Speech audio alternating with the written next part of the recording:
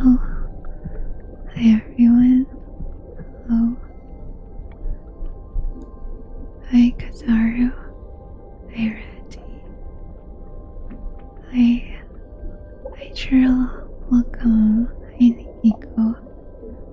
I hope the audio is okay. Hi.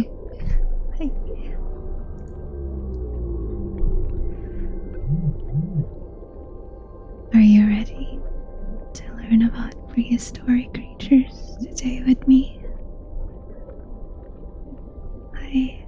Today we will be looking at some of the most popular creatures from the Cambrian period. The Cambrian is the first geological period of the Paleozoic era. Sounds good to eat. Thank you. Hey, third party. So the Cambrian marked a profound change in life on Earth. Prior to the period, the majority of living organisms were small. Hi Wildgeese, thank you for the follow. Small, unicellular, and poorly preserved. Complex, multicellular organisms gradually became more common during the Ediacaran, but it was not until the Cambrian that fossil diversity seems to rapidly increase, known as the Cambrian explosion.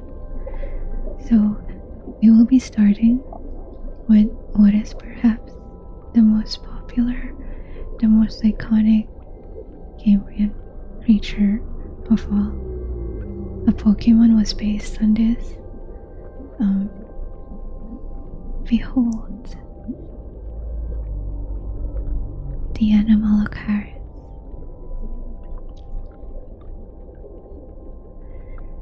Anomalocaris came from the ancient Greek words meaning unlike and shrimp, meaning unlike other shrimps. And look at that beautifully preserved fossil on the left. It is a very, very gorgeously preserved fossil. It is an extinct genus of Radiodont, an order of early diverging stem group marine arthropods. It lived during the early Cambrian to the middle Cambrian, from 520 to 499 million years ago. It is very, very appropriate emojis. It is cute. Like other radiodonts, anomalocaris had swimming flaps running along its body, large compound eyes, and a single pair of segmented frontal appendages. Oh, here are a few more fossils of the anomalocaris. So you can see on the left, that's the frontal appendages. It kind of looks like a shrimp if you thought that was the whole animal. And on the right is the mouth, which kind of looks like it looks kind of ass.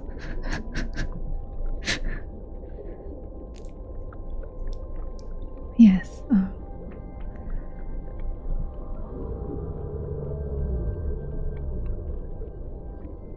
For the time which it lived, anomalocaris was gigantic friend. Estimated to reach 34.2 to 37.8 centimeters, excluding the frontal appendages and tail fin. Anomalocaris is one of the largest predators and one of the largest animals of the Cambrian, and thought to be one of the earliest examples of an apex predator. Anomalocaris propelled itself through the water by undulating flexible flaps on the sides of its body.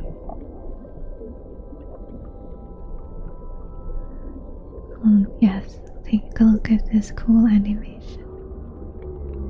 Each flap sloped below to one more posterior to it, and this overlapping allowed the lobes on each side of the body to act as a single fin, maximizing swimming efficiency. Anomalocaris had an unusual disc-like mouth known as an oral cone. The oral cone was composed of several plates organized gyradially. Most plates wrinkled and have scale-like tubercles near the mouth opening.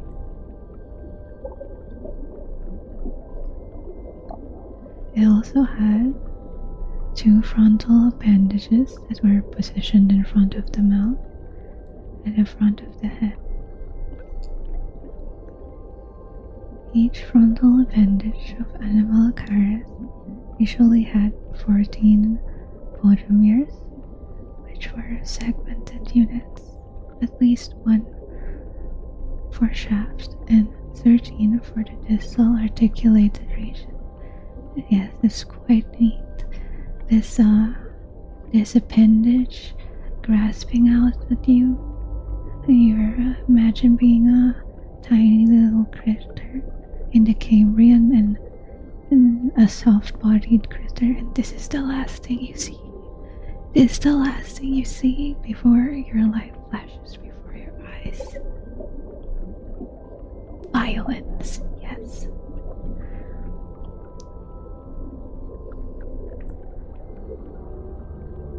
Each appendage was laterally flat.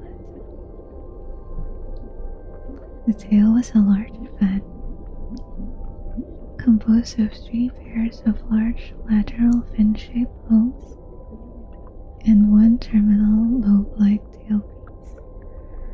Previous studies suggest that the tail fin was used to propel it through the Cambrian waters, while further hydrodynamic study rather suggests it was more adapted to provide steering function. Based on the fossilized eyes from Emu Bay Shale, the stalked eyes of the anomalocaris are 30 times more powerful than those of trilobites. Long thought to have had the most advanced eyes of any contemporary species, they seem tasty. Earlier today, I saw a Reddit post asking what do Cambrian creatures taste like, and some people said chicken, some people said shrimp, and I don't think we know. The only way to know is to try one. Yes, it would really help me if you extincted the anomalocaris so that I would have less natural enemies as an opabinia. Forbidden treats. It's not forbidden, please. Please eat the anomalocaris. Do it for the opabinia. Yes. I allow it. I allow it.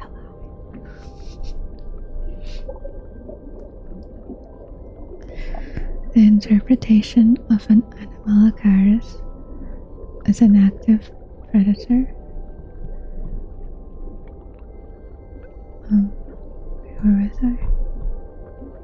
is widely accepted throughout the history of research, as its raptorial frontal appendage and midgut glands strongly suggest a predatory lifestyle. The lack of wear on radiodont mouthparts suggests they did not come into regular contact with mineralized trilobite shells, and were possibly better suited to feeding on smaller, soft-bodied organisms by suction, since they would have experienced structural failure if they were used against a trilobite armor. So here they feed by suction. Imagine that imagine seeing this appendage swooping down from the skies, water, whatever is in the sky water, and being sucked to death. Yes, truly a terrifying way to go. Mm-hmm. So the next creature you will be looking at is the cutest creature of all. What a way to go. Of all, if you don't call the next creature your favorite Cambrian creature and call it the cutest creature of all time, I think you need a lobotomy in order to fix your opinions. But for our next creature, presenting the opabinia.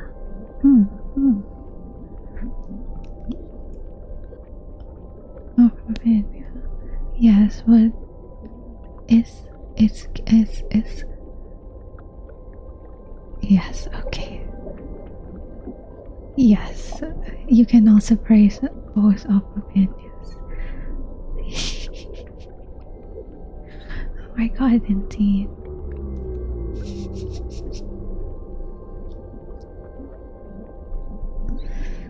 So the opabinia regalis,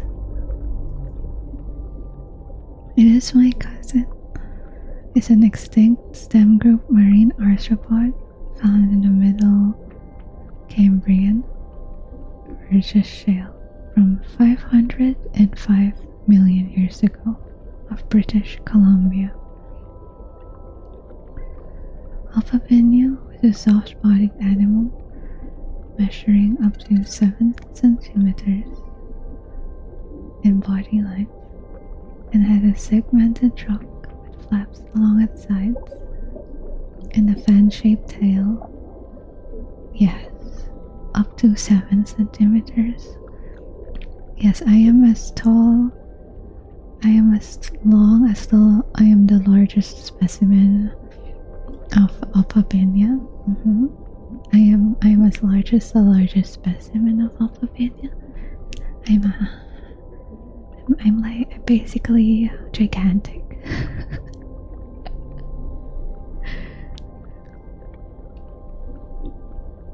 The head showed unusual features: 5 eyes, a mouth under the head facing backwards, and a clawed proboscis that most likely passed food to its mouth. Yeah, aren't those features unusual? Like, if you showed someone a drawing on opabinia who had no idea what an opabinia is, and they see 5 eyes and a long trunk with a claw, like it straight up looks like a science fiction creation, doesn't it? Like, it's truly weird, and I think that makes them cuter, like a very alien creature. Yes, the more alien looking, like some alien dream as a charm point. It's totally a charm point. Yes.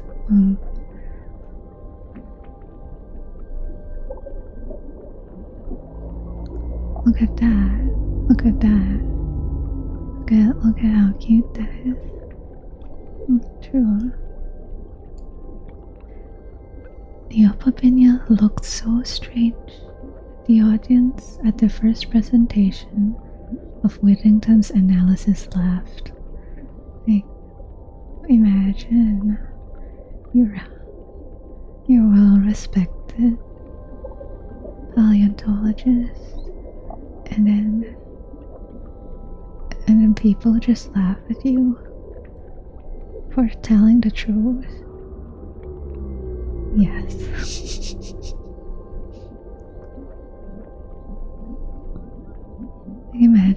Imagine how many creatures out there. Imagine if you were an actual quote unquote folklore creature, and you're not scared of hiding anymore because you look so weird that anyone who claims they saw you will just get laughed at. Like, maybe they all exist. Maybe all the creatures we thought didn't exist. The magical creatures actually exist. It's just that they don't need to hide, because if you see them, people will just laugh at you. Opabinia, Ayagumi, that's right. It's the cutest Cambrian creature, isn't it? It isn't. Any other opinion is wrong. The length of opabinia regalis from head, excluding the proboscis, to the tail end ranged between 4 centimeters and 7 centimeters. I am 7 centimeters, and don't you forget it. One of the most distinctive characters of opabinia is the hollow proboscis, whose total length was about 1/3 that of the body and projected down from under the head. The proboscis was striated like a vacuum cleaner hose and flexible. Isn't that a fun way to describe your mouth?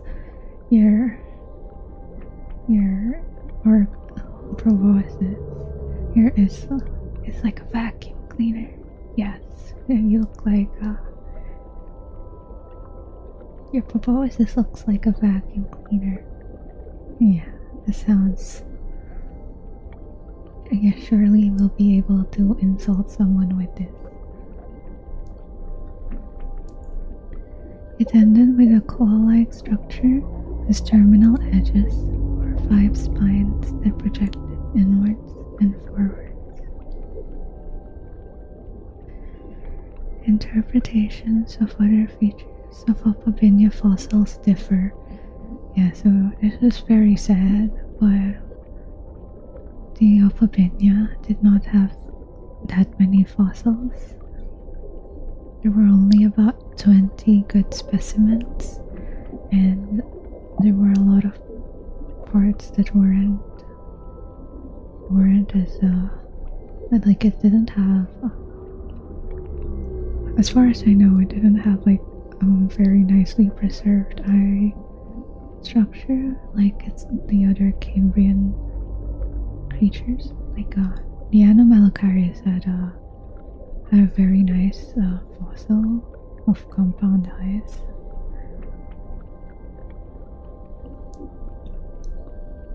Since the animal did not have mineralized armor, nor tough organic exoskeletons like those of other arthropods, their bodies were flattened as they were buried and fossilized, and smaller or internal features appear as markings within the outlines of the fossils. The way in which the Burgess shale animals were buried, by a mudslide or a sediment-laden current that acted as a sandstorm, suggests they lived on the surface of the seafloor. The birds are really noisy today. I hope you can't hear them. I hope you can't hear all the noisy birds outside. I'm sorry.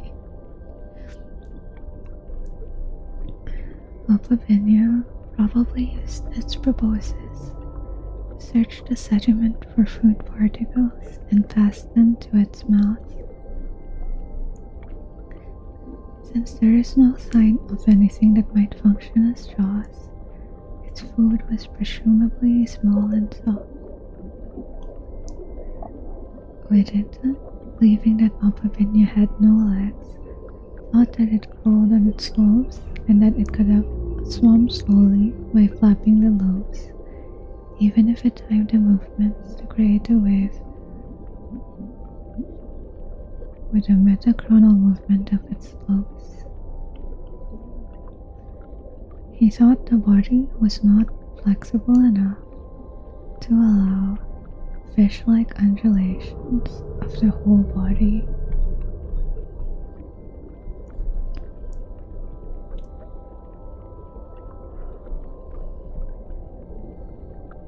Oh, look at this. So this is the proposed movement range of the proposes. Yes, I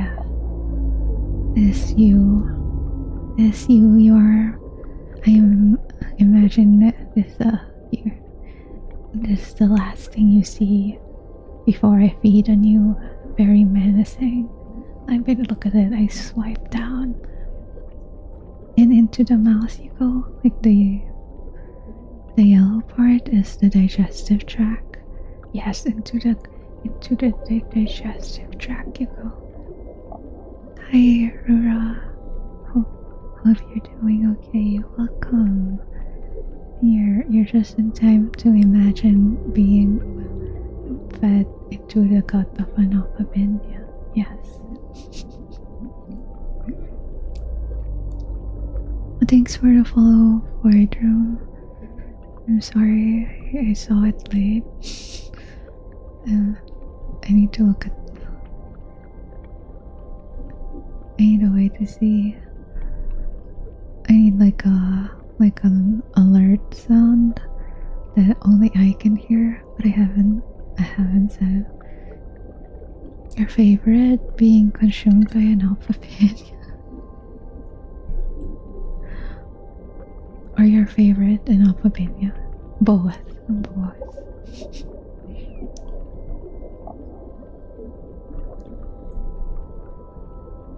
So for our next creature, we will be looking at hallucigenia. So look at it. Oh, it looks weird, doesn't it? And that's partly why it's named hallucigenia.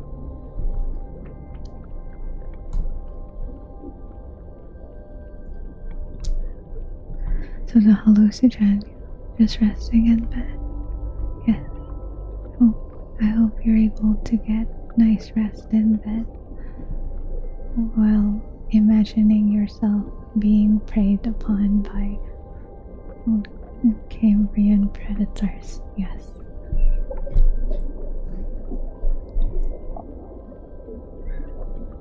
Pretty interesting name for this creature. Yeah, it's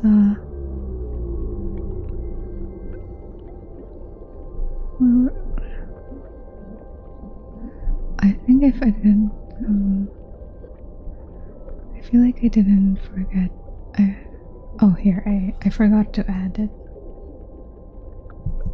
Why?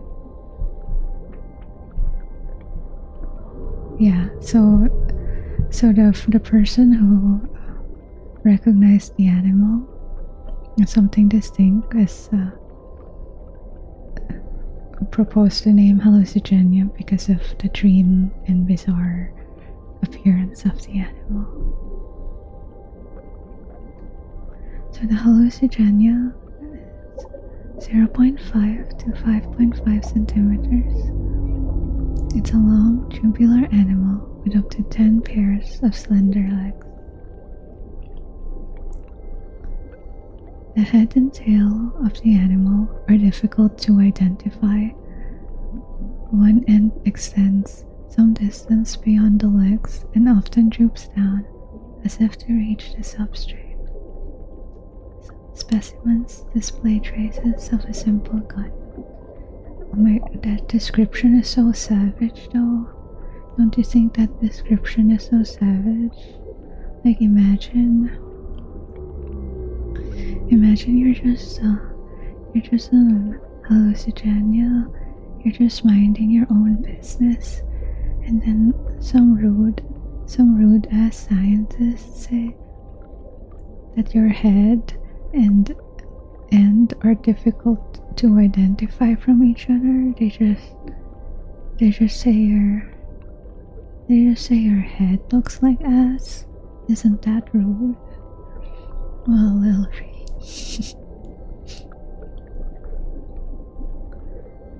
Hallucigenia sparsa was originally described by Charles Wascott as a species of polychaete worm and nadia. In his 1977 redescription of the organism, Simon Conway Morris recognized the animal as something quite distinct, for which he proposed the name hallucigenia because of the bizarre dreamlike appearance of the animal.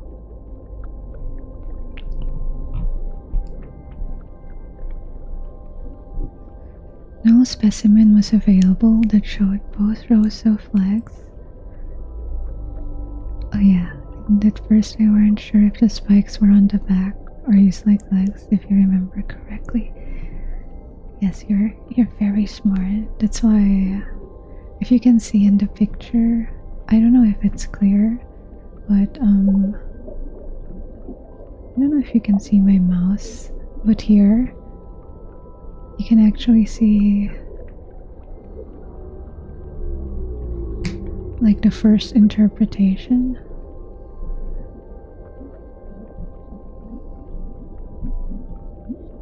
Like you can see in this one, you can see it's upside down.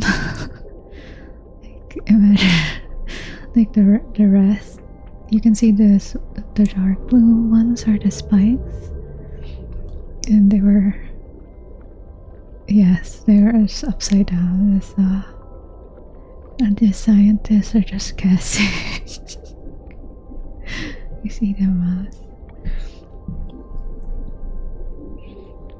Yeah, look at this guy. Imagine being Conway Morris from 1977. Just kidding. This guy was Conway Morris was great because he was the one who recognized the animal as a distinct animal, and that's why he got to name the animal. What else can they do?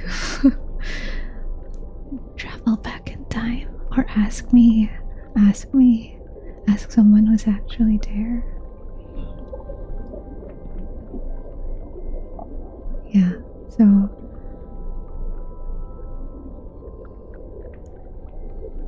the name reflects the type, species, unusual appearance, and eccentric history of study.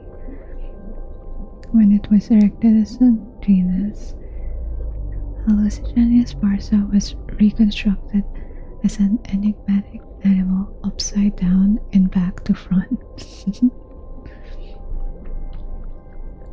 You're so tiny they can't find you. I'm basically the largest. I'm as large as they come. I don't think I'm the problem. Lobopovians are a grade of Paleozoic arthropods from which velvet worms, water bears, and arthropods rose. So I'm gonna be taking a short break. Be back in like 5 minutes or so.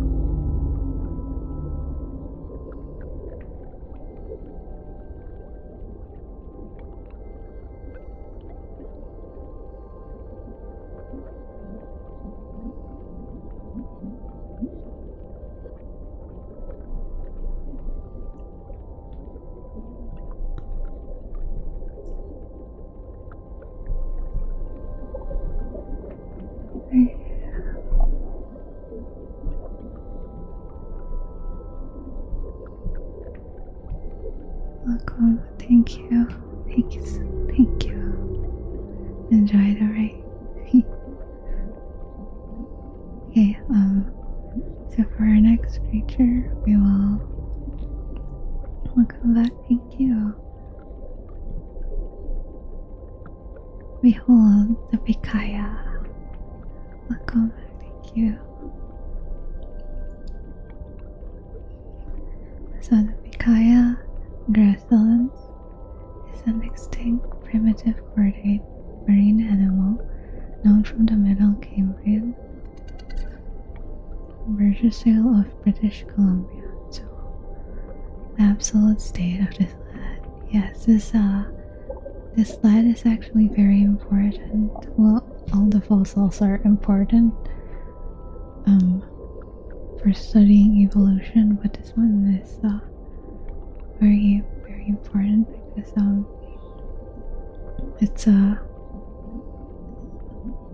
it became the most famous early chordate fossil.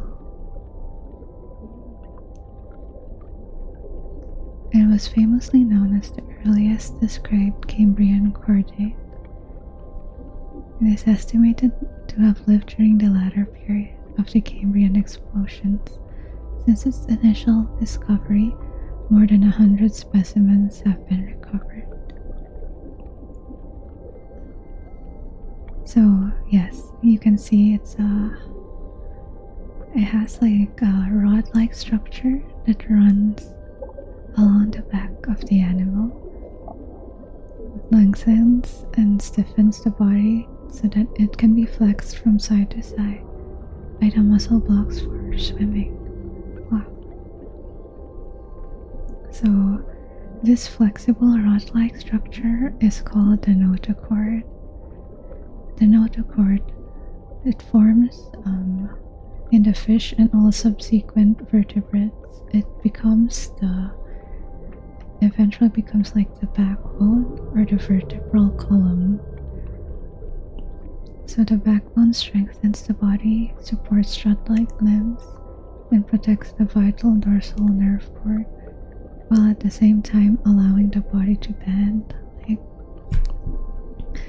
we gotta reject notochords. That's becomes spineless. Yes. Wow, you love this specimen. It's truly a fella.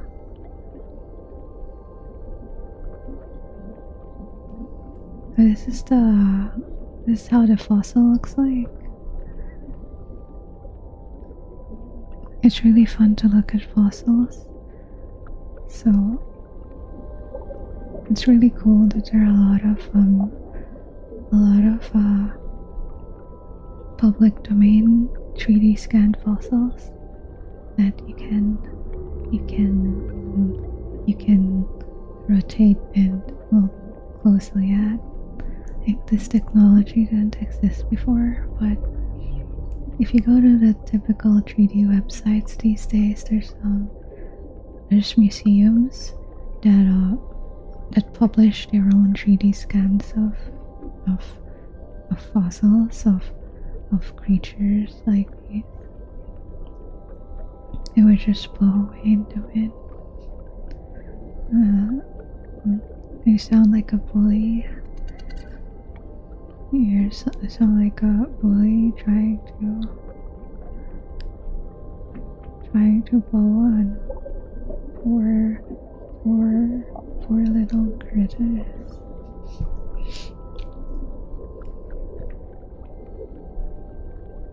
Pikaia had a lancelet body, tapering at both ends, laterally flat, and lacked a well-defined head.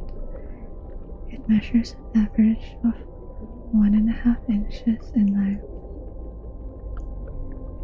Walcott recorded the longest individuals as 2 inches in length.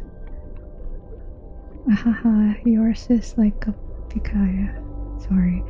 Pikaia has a pair of large antenna-like tentacles on its head that resembles those of invertebrates such as snails. Yes, like a resembles snail.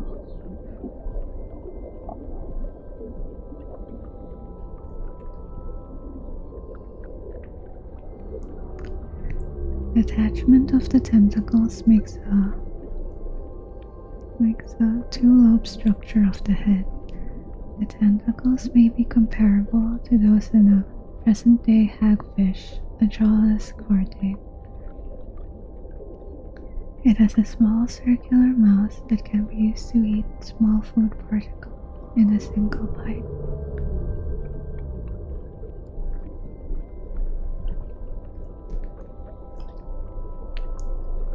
Our next creature has an interesting name. Behold, the cambrian, but that's not the interesting name. That's the genus, but it has an interesting species. So, cambrian.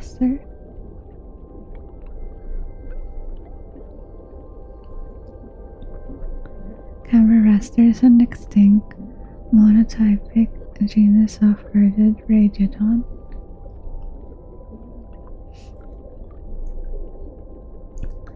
Dating to the Middle Cambrian and represented by the single formally described species Cambrian falcatus. So, why is it named falcatus? It was first nicknamed the spaceship fossil when it was first found for the way its dorsal carapace resembles the Millennium Falcon. So the specific name falcatus in its scientific name is a nod to the resemblance to the Millennium Falcon. Friendship. You don't know why you feel this way. I think you're what do you call someone who likes radiodon? Radiodory. I think you're a radiodory.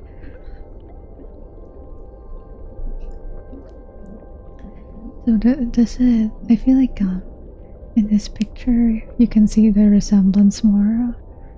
The picture on the left, the resemblance to the Millennium Falcon. Wait, I need to get a picture of the Millennium Falcon on screen.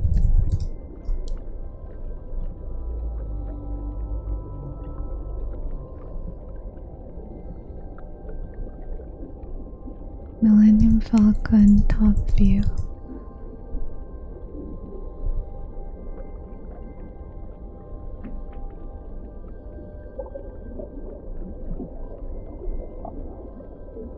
Save image as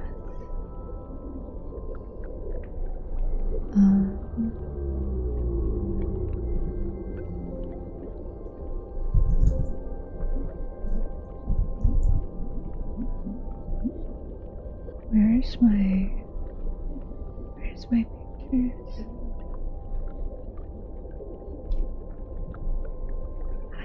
Hi Foofy. Hi, welcome. Come.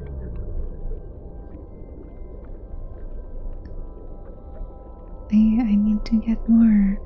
I still need to get more kiss from you.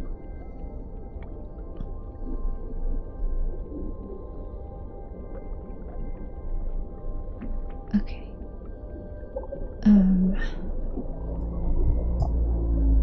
me rotate this. There. Hi Adara, welcome. Yes, it's the original Millennium Falcon. Trust me, I'm a scientist, guys. The Millennium Falcon originated from the Middle Cambrian period and slowly evolved into the form we see in Star Wars today. You're a player. Yeah, but no. You could say that to everyone else here. You could say that too about yourself too.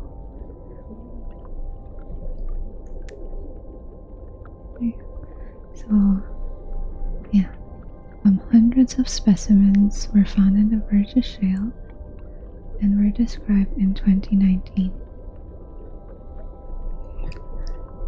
The cambrian was a large animal for its era at up to 30 centimeters, but not as long as the titanosaurus at 50 centimeters. It is characterized by a significantly enlarged horseshoe-shaped dorsal carapace called the H-element and presumably fed by sifting through the sediment with its well-developed tooth plates and short frontal appendages with hooked spines. Although originally suggested to have used its frontal appendages to sift sediment for prey, a later study by different authors suggested that it may have been a filter feeder instead.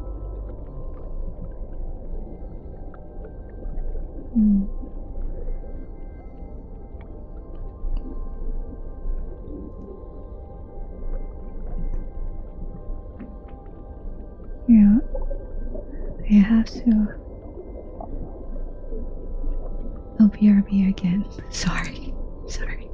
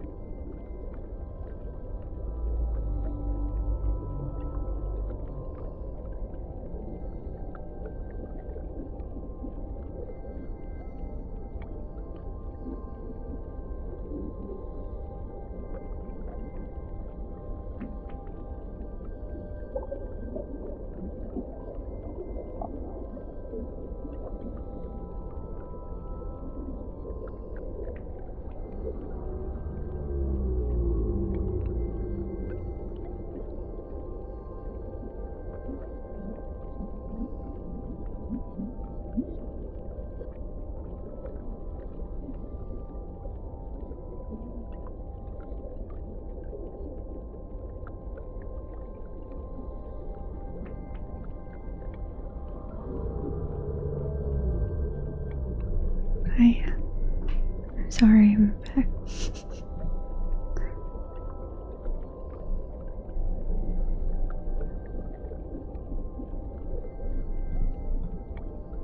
Welcome back again. Sorry. It's because last time it took me so long to read through the paper. So I was thinking, welcome back, thank you. I was thinking, like, it's gonna take me so long to read through this, but we've already gone through 16 slides. So I didn't properly prepare the other ones. So yes. Okay. I'm like very bad at estimating how long it takes to read something. Like I either prepare way too much text or way too little. Yeah, I think it's better to have too much than too little, because if there's too much, you could just continue reading them next time. Okay, so we have 3 animals left.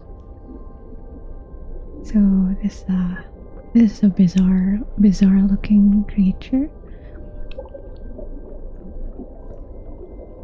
You know what I forgot to put in the PowerPoint?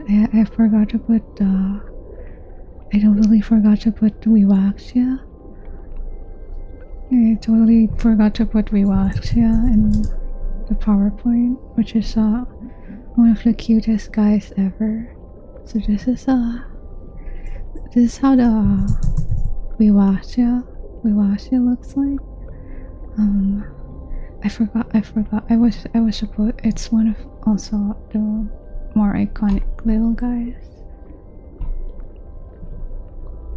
This guy. Oh, why is it upside down? So I guess for next time we can talk about this little guy. Look at him. Look at him. It's super cute. Very petable. Pet looking fellow. Yes. Scrub brush nail. What is this? Cute. Yeah, so when you see like pointed structures on top of something, don't you immediately think must pet? Must pet? Look at this. Doesn't it speak to your soul to go ahead and pet it? Don't you want to pet it? Yes, there's a scrub brush looking guy.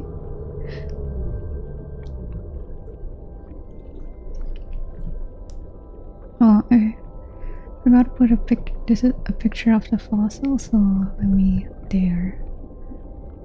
So there's the fossil.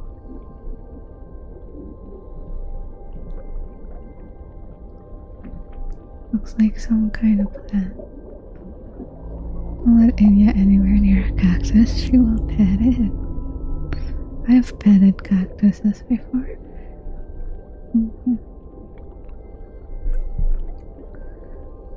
The halocarids are a group of fossil organisms from the lower to middle Cambrian. Their eponymous genus is Halocarea, which has been found in almost every continent in lower to mid Cambrian deposits, forming a large component of small, shelly fossil appendages. But did you review Vivaxia? I forgot to add Vivaxia, but I was just showing this one that maybe I'll talk about this little guy next time because it looks so petable. You have good taste. Good thing you clarified after opabinia. Yes, it's very cute.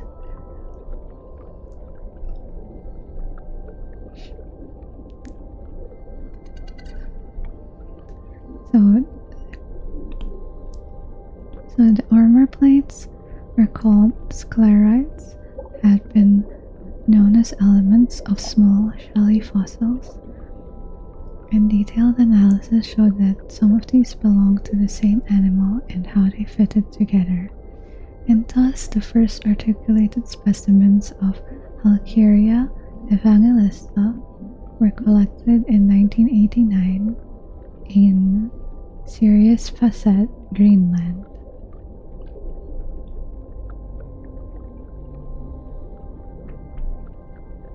So these guys, look at these guys. So these animals look like slugs, but in chainmail. Like yes, slugs, but in chainmail, basically.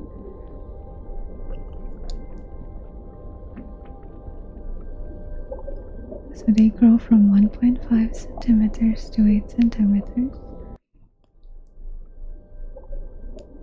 They're long and bilaterally symmetric, flattened from the top to bottom and unarmored on the bottom. So yeah, don't if you're a Halkieria, don't turn over and get your belly petted. You will get stabbed. Yes.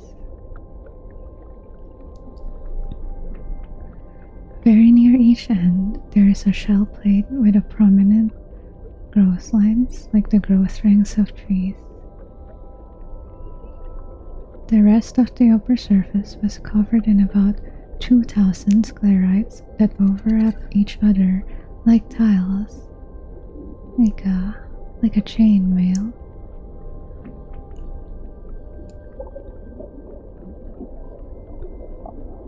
As the animals grew, the shell plates grew by adding material to the outer edges. That's very cool. Your armor plate, you have a chainmail that just grows with you.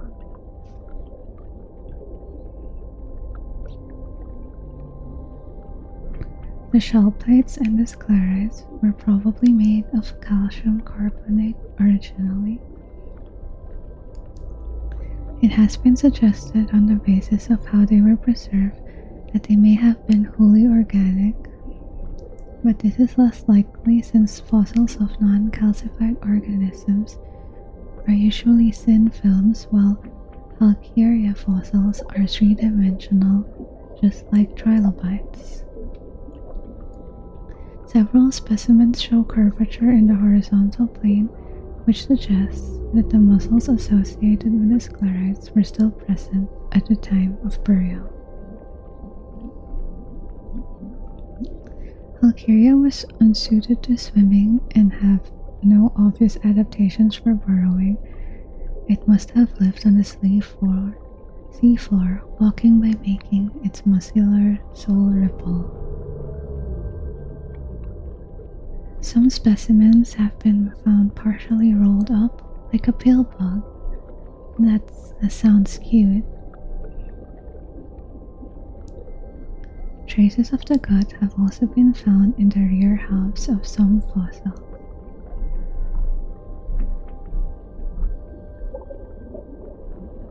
Yes,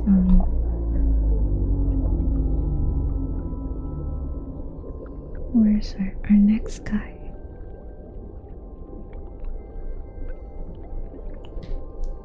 So for our next guy, it's Haplophrenitis. So Haplophrenitis is a genus of tiny-shelled hyolithid which lived in the Cambrian period. Its shell was long and conical, with the open end protected by an operculum from which two fleshy arms called helens protruded at the sides. It's an ice cream cone, yes.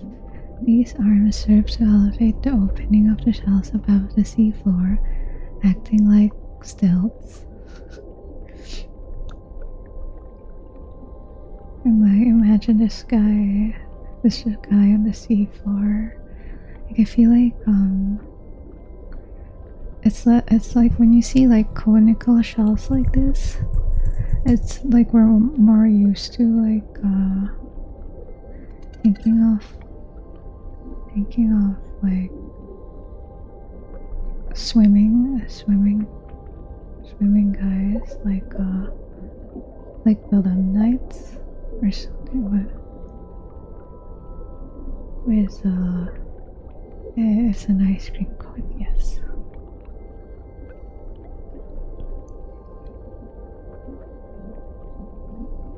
So the shell length reaches up to 4.6 centimeters for forbidden ice cream, yes. It is distinguished from Hyolaces by the presence of a longitudinal septum in the middle of the inner surface of the top shell. This was a filter feeder, extracting organic matter from passing seawater.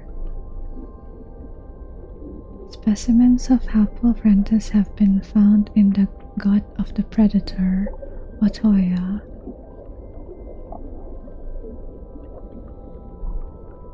So the Otoya, so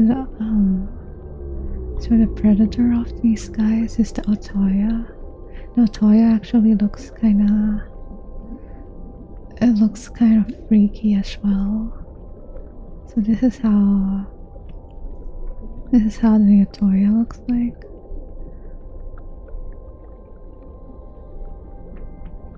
It looks yes, it looks freaky as well.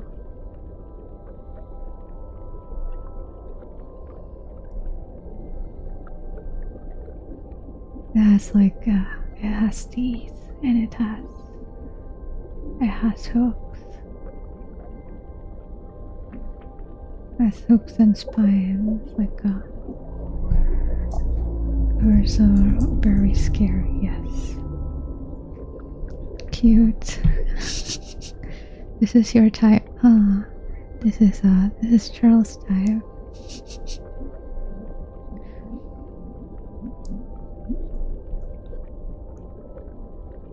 Okay, this will be our last guy for today.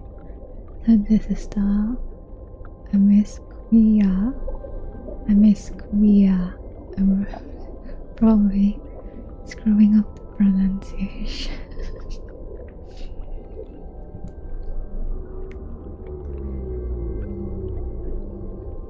This one is kind of cute. I knew you were gonna say that. Actually, while I was putting this in the slide, like I remembered you drew the blue slime creature, and when I saw this, I was like, Raddy's probably gonna like this one.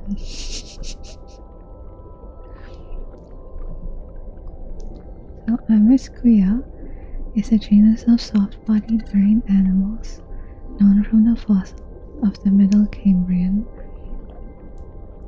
both in British Shale in British Columbia, in Canada, and Yunnan province of China.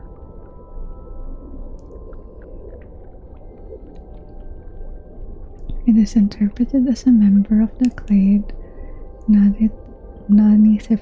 Nacifera. I'm sorry.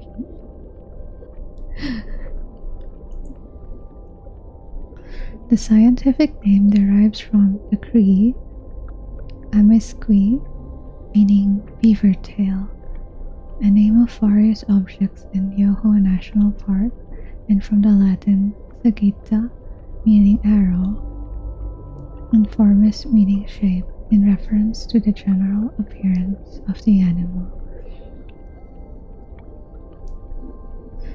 Known specimens of the Amisquia vary in length from 7.4 to 31.3 millimeters, so they're very small, and in width from 0.5 to 5.5 millimeters.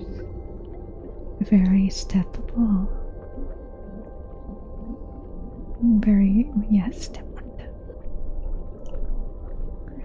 The body was somewhat flattened. So on the left, you can see that it shows the arrangement of the jaws and plates in the mouth. So you can see like the ventral plate, the jaws, and the life restoration. The head had a pair of tentacles that emerged from the midline of the head. The tentacles had a relatively thick base and tapered to a point. Along the sides of the trunk were a pair of lateral fins, which were around 1/3 of the total body length. The trunk terminated with a flat, rounded caudal fin. The gut was straight and ran from the mouth to the anus, which was located on the underside of the body near the caudal fin. Within the mouth is a pair of semicircular structures described as jaws, each bearing 8 to 10 conical spikes, which increased in size away from the midline of the structure. 2 other structures, the dorsal plate and ventral plate, were also present in the mouth. Yes, so this was categorized originally by Charles Walcott, who is pretty much the same guy who originally categorized a lot of the most popular Cambrian creatures.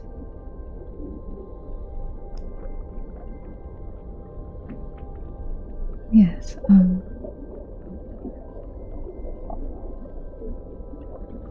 thank you so much for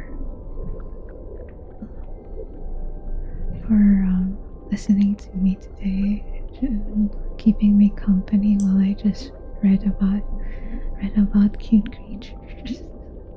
It's I hope you enjoyed your boring lecture simulator.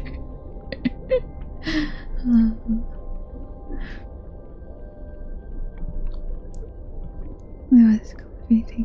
Thank you, boardroom. I remember before. Were you the one who had fossils before? I think that was you. Thanks for the stream. Thank you for being here, Paul. Thank you.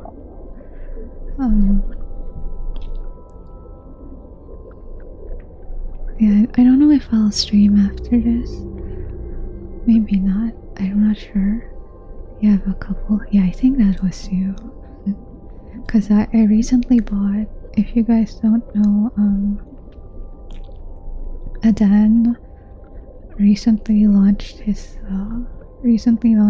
game, which I just bought. So I might check it out, but I'm not sure if I'll check it out on stream or off stream. See, you guys should also this game, Convalescent Codex and Alchemist Story. They recently released it on Steam. Yes, you should check out this game.